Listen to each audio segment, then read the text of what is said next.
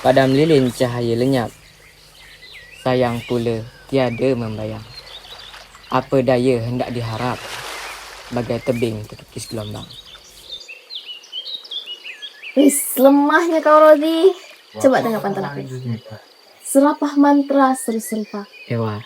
Dengan baik jadi tumpuan. Ewa. Menadah doa di dalam jiwa. Tinggi impian, julang harapan. Bawa tak? Bawa kan? Nah, dengar pantun terakhir aku ni. Petuah lama di bait syair, pepatah tua hendak berjihad. Ibarat pantai suji terpasir, terhampar kuat 1000 tekad. Suri. Oh, Suri. Balik kejap nak. Bantu mak anukan benda ni. Suara mak aku. Gila. Iya kan? Ha. Iya mak, kejap. Aku balik dulu. Ya.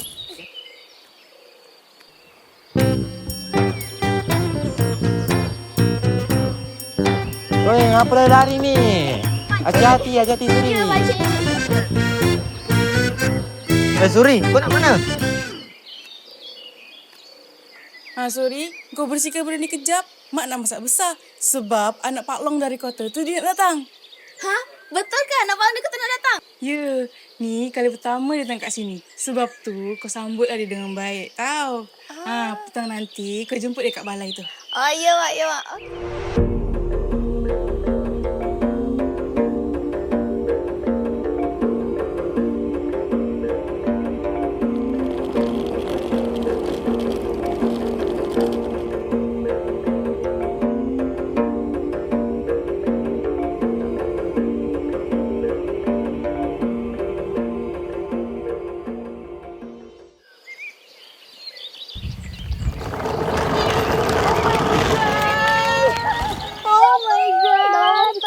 Apa kabar? Baik, miss you. Ya ampun.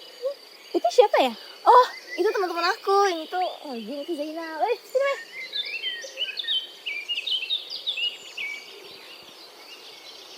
Alamak oi, cantiknya saudara kau ni Suri. Yalah, macam artis. Nih, kalau you pun berkedip juga lah betul. Mestilah lawakan saudaraku nih. Bunga mawar tangkai berduri.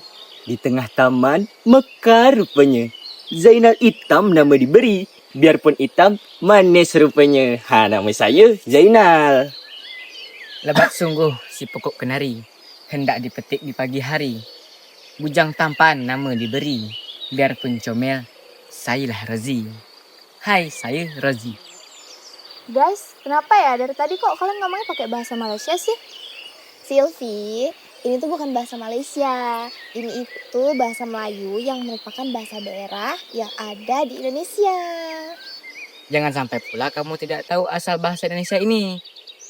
Nah, mungkin sebagian orang belum tahu nih kalau bahasa Melayu itu sebagai awal mula dari bahasa Indonesia. Kenapa bahasa Melayu itu sebagai awal mula bahasa Indonesia? Kalau kamu mau tahu, yuk ikutin aku sambil kita antar barang terus kita keliling.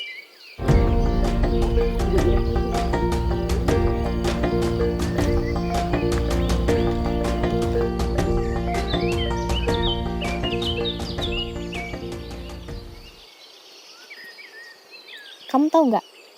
Kepulauan Riau ini merupakan wilayah di Indonesia yang kuat akan budaya, kearifan lokal, dan sastra. Dulunya, bahasa Melayu digunakan sebagai alat komunikasi antar pedagang dan pembeli di wilayah Nusantara. Bahasa Indonesia yang kita gunakan sekarang ini merupakan evolusi dari bahasa Melayu yang dilahirkan dan dibesarkan di wilayah pesisir. Lalu, kenapa di daerah sini masih menggunakan bahasa ibu sebagai alat komunikasinya ketimbang bahasa Indonesia? Bahasa Indonesia masih kami gunakan di kehidupan sehari-hari, tapi kami lebih menggunakan bahasa Melayu sebagai upaya melestarikan budaya agar bahasa Melayu tidak hilang di telan zaman. Oh, jadi begitu. Jika hendak mengenal orang berbangsa,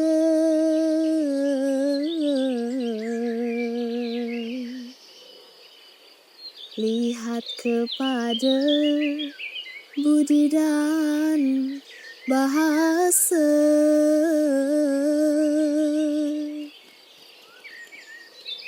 Jika hendak mengenal orang yang berbahagia,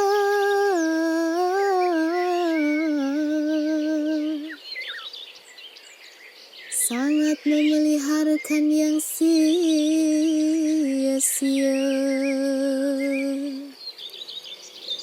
Tadi kamu nyanyiin apa? Bagus ya suara kamu. Ini bukan nyanyian, melainkan syair Gurindam 12 karya Raja Ali Haji yang merupakan bapak dari bahasa Indonesia. Beliaulah yang menciptakan bahasa Indonesia menjadi lebih terstruktur.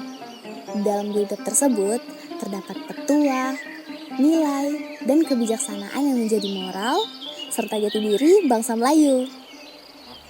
Sesuatu yang luar biasa ini mengubah pandanganku terhadap wilayah Kepulauan Riau. Tapi dari banyaknya sejarah dan potensi, kenapa tidak terekspos dan kurang disorot?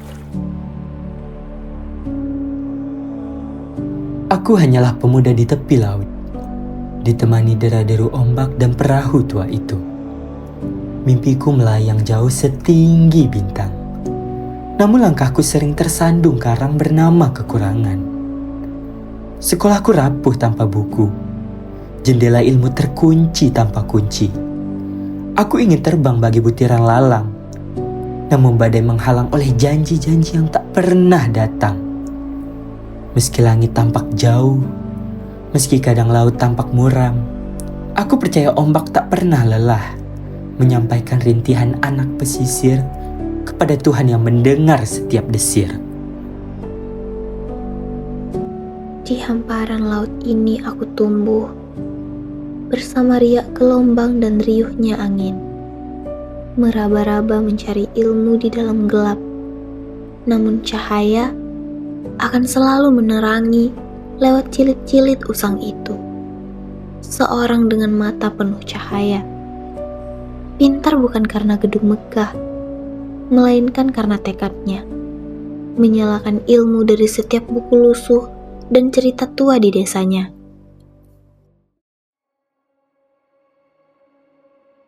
Di pesisir sederhana, buku hanya sejarah bintang. Ruang belajar seadanya, namun tekad tak pernah hilang. Dari layar kecil mereka menulis dan berbagi sastra. Membiarkan budaya berlayar sejauh samudra maya. Mereka ingat gurindam lama. Jika hendak mengenal orang berbangsa, lihat kepada budi dan bahasa. Maka lewat cerita dan puisi, mereka menjaga marwah, menegakkan bahasa.